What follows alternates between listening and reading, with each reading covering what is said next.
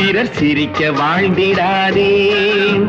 உழைத்து வாழ வேண்டும், பிறர் உழைப்பில் வாழ்ந்திடாதே. உழைத்து வாழ வேண்டும், பிறர் உழைப்பில் வாழ்ந்திடாதே. சிரித்து வாழ வேண்டும், பிறர் சிரிக்க வாழ்ந்திடாதே.